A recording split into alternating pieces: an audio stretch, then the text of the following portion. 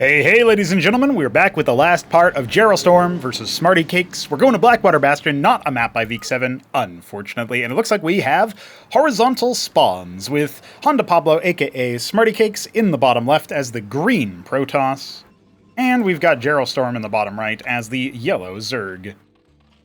Vanilla colors, but every color looks a little bit better in Cosmonarchy, courtesy of Darkened Fantasies, a developer and contributor to the project. We hope that you are enjoying Cosmonarchy, because around these parts we have certainly put a lot of effort into the project to make it as good as it can be. I mean, you're seeing right now we've got a custom scribe model. That's right, it's a scribe, not a probe. And it was done by Solstice, another contributor. We've got a couple of other cool things coming down the pipe. I had been talking about which unit deserves a remodel ASAP.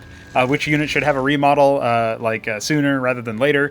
And I think so. It was funny. I think it was 3Crow suggested that it was supposed to be, it should be like the Mason or the Maverick or something like that. That would be a bold choice to replace another worker. But you know what? We got to do it eventually. Of course, then it was Inoslix who came in, and he's actually the one who did our theme song, our music in the menu.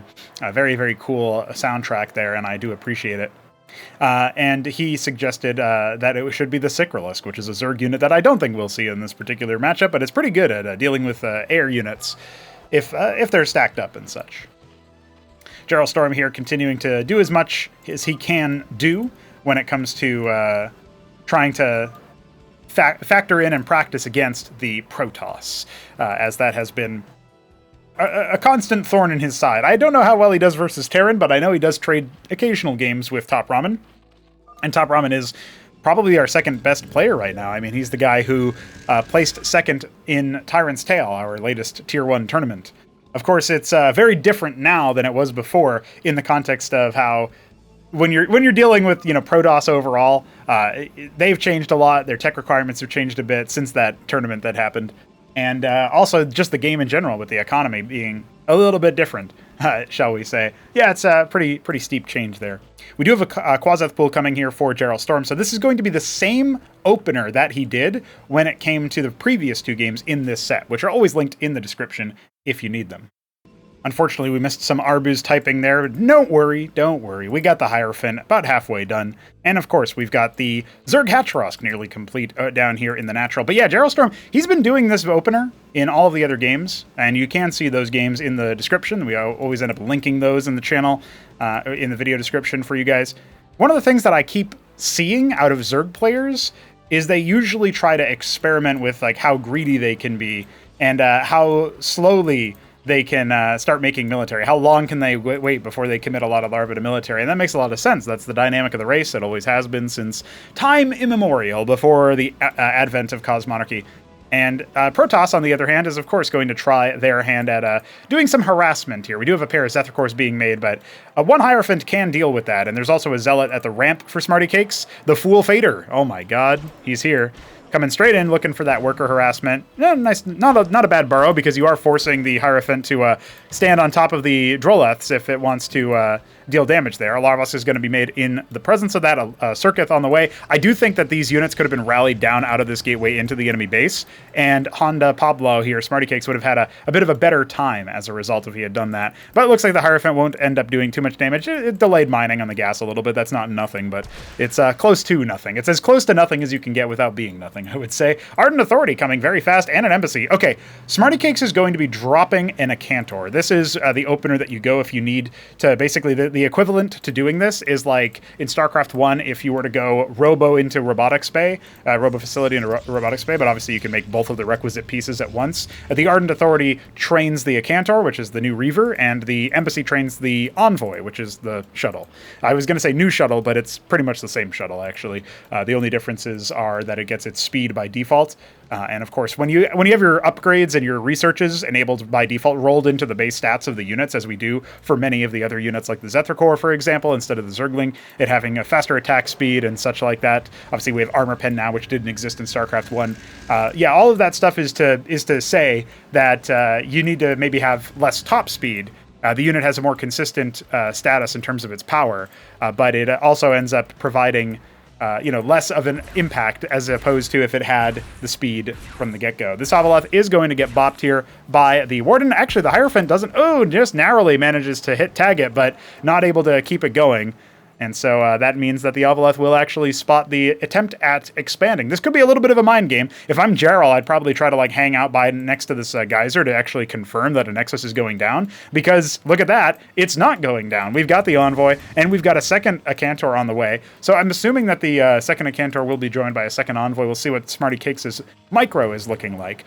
Back at home here for our Zerg player, no Den, no Shroud. So they're going to have to deal with the Acantor with pure pool units. This is going to be, I'd say, a very deadly drop if I had to speculate. Let's see what ends up happening. There we go. Micro. Yeah, okay. Well, thanks, Arbuz. You're really helping us out here. And the Acantor is, its carrier is being slapped a little bit here, because obviously the Envoy taking a decent amount of damage. Using the cliff advantage there. Yes, your Reaver can shoot down a cliff now. Isn't that scary?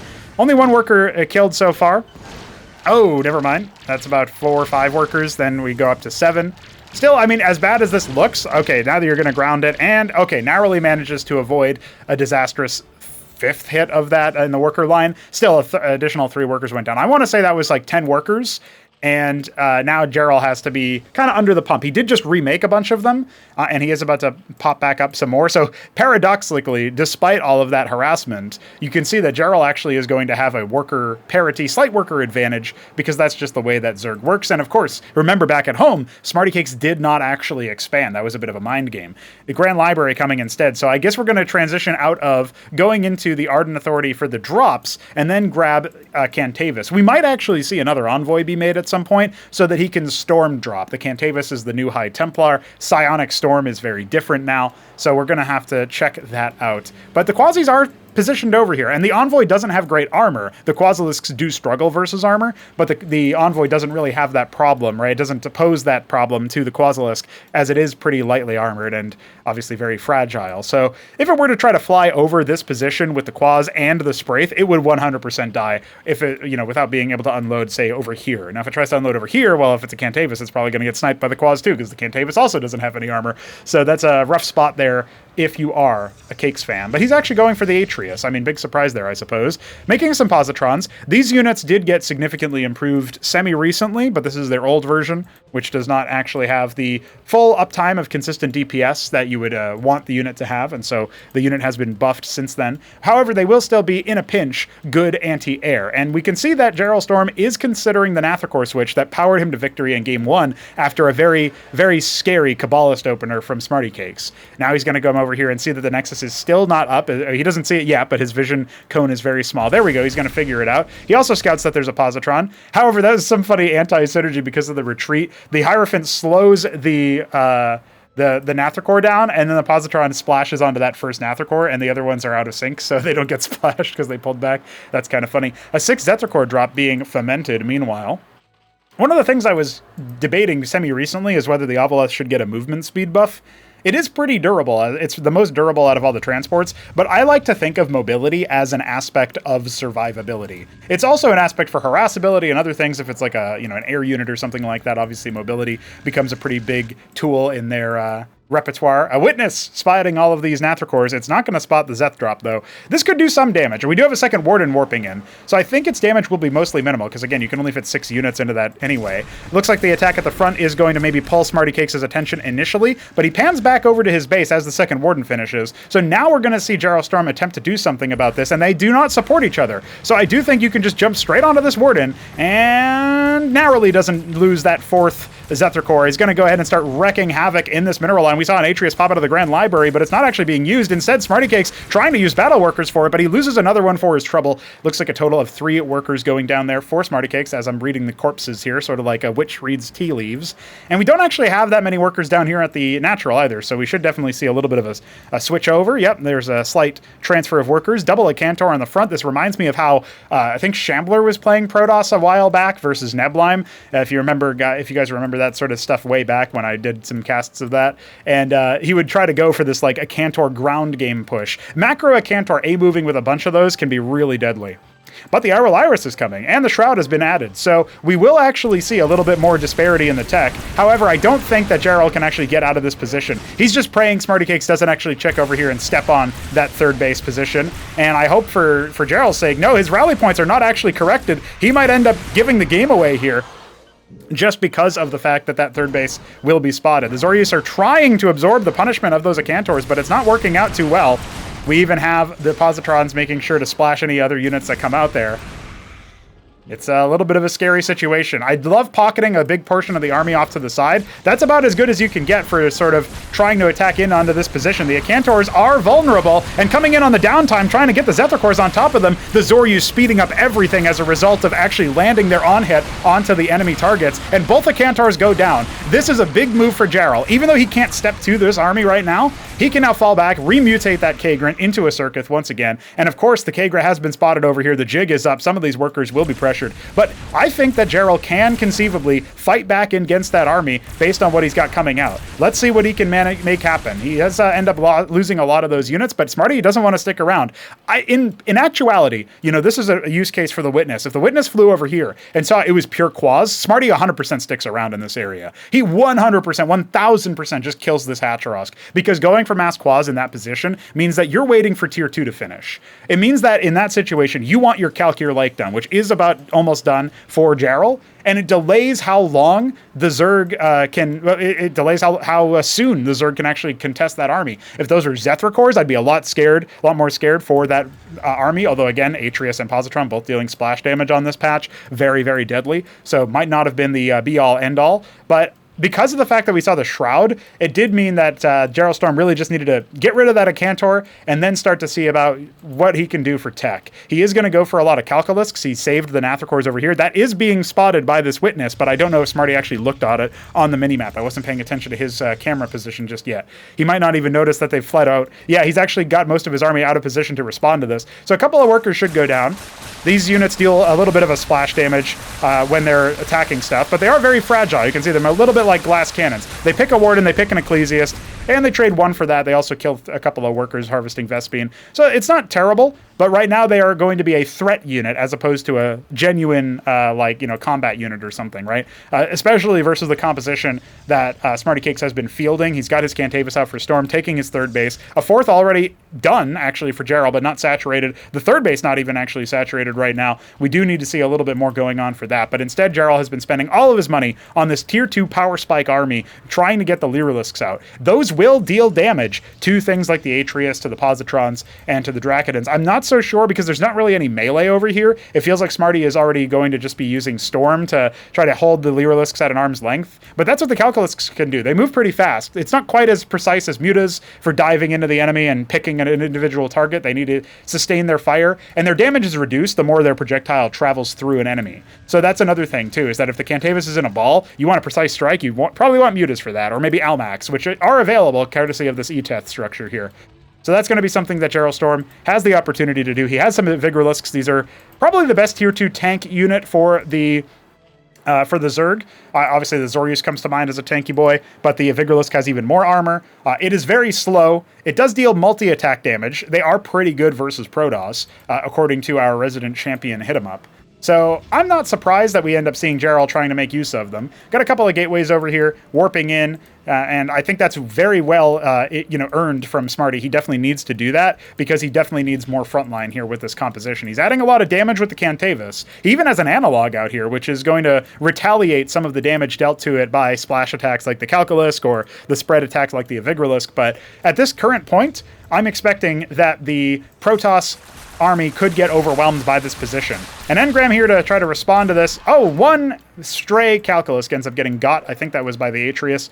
And so that's not too bad, but it can just remorph. It is a little expensive. A lot more Vigorlisks are coming. I do think that this is one of the defining features of the Zerg, right? Their ability to outproduce the enemy using larvae, using the fact that they have way more production. Their individual units are not as cost efficient, so these tanky units are very expensive in minerals. The more powerful, damage dealing units or control units are more expensive in terms of gas. But if they can get up to more economy than you, they can leverage that better than any other race. We see Jarrell stretching ahead to about 100 workers. He's almost doubling that of his opponent in terms of worker count, and he's getting pretty close to doubling that in terms of base count. He's got the 5th one, and analog is sighted. Indeed, that's something that Arbuz is very excited about. It used to actually be a detector as well, but it's not anymore. I'll have to see about what he ends up doing with that bad boy. It's kind of a not a meme unit, but a unit that people don't really see that often. I call those underdog units where possible. I think it's pretty cool. It looks like we do have some more mutations, just some more Lyrilusks being mutated over here. Jarrell, he has saturated his 3rd base a little bit here, right? Looking pretty good there. Could definitely task the workers at his 4th up at over at 3 o'clock. But he's taking his 5th base. He's on track to keep outpacing the Protoss player, especially when it comes to the worker count.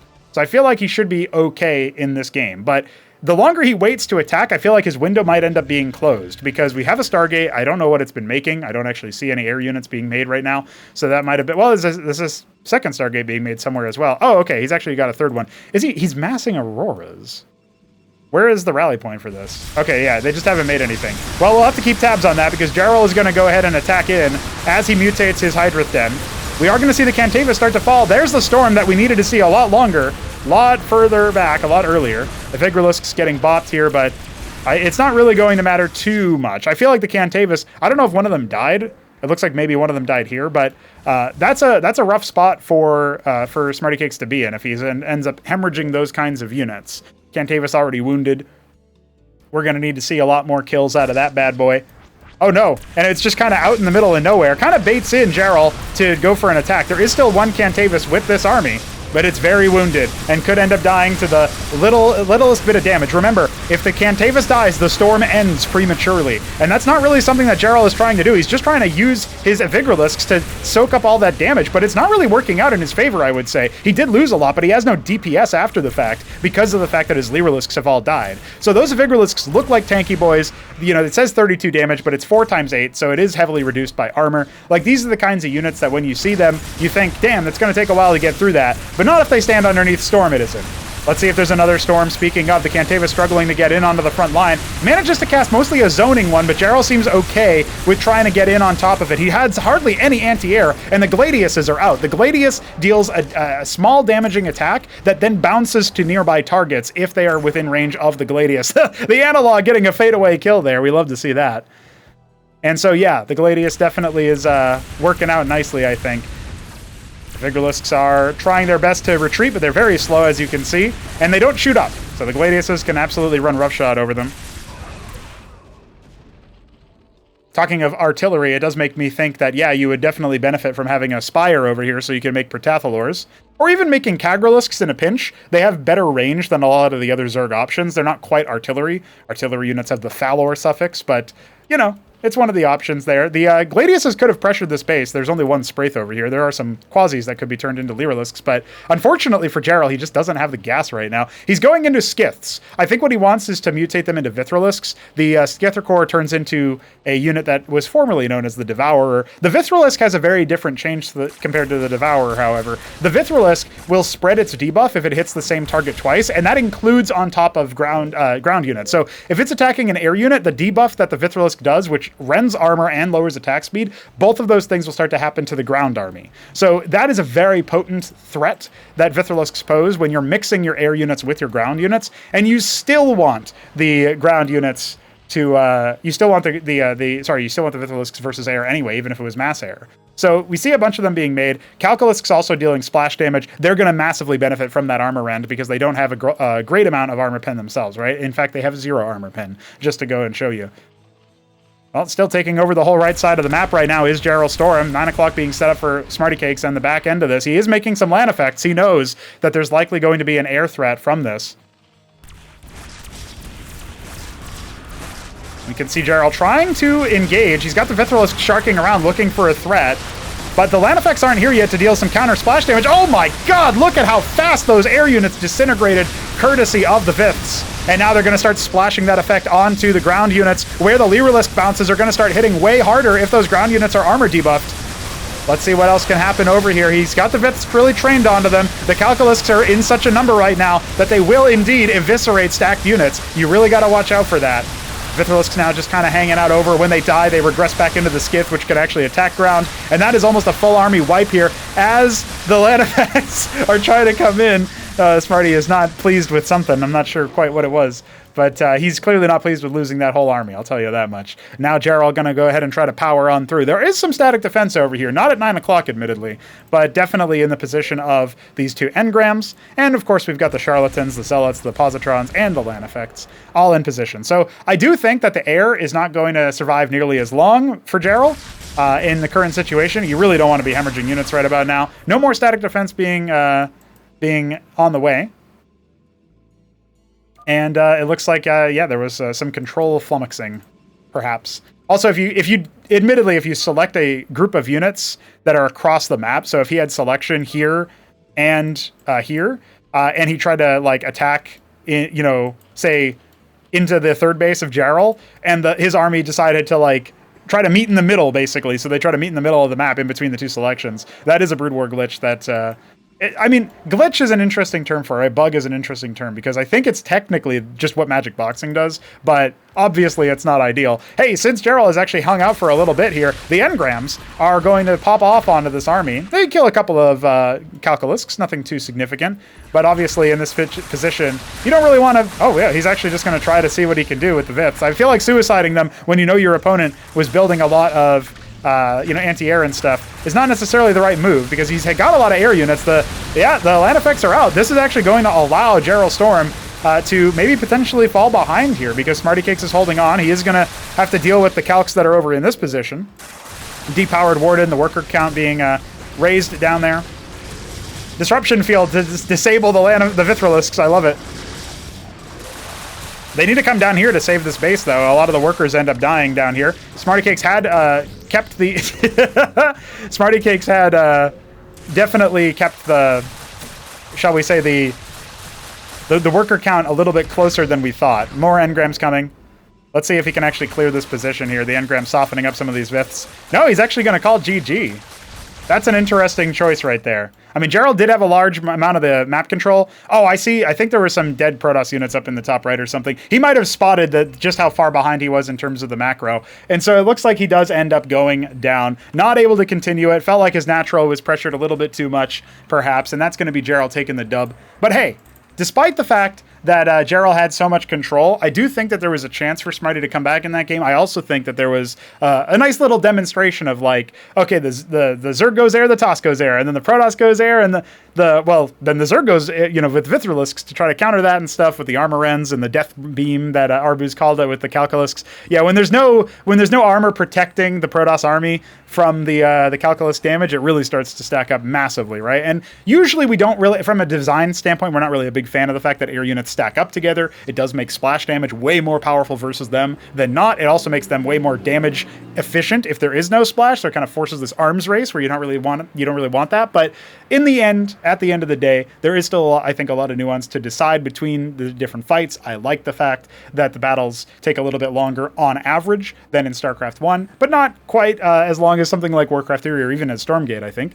And so, yeah, there's definitely some options for there. I think what we're going to see as these players get better is we're going to see more run-bys, trying to shut down other aspects of the map and stuff. So I hope that you guys join us in that when we get to it, when the next cast over comes, when the next video comes by. Thanks for watching. We'll see you guys very soon.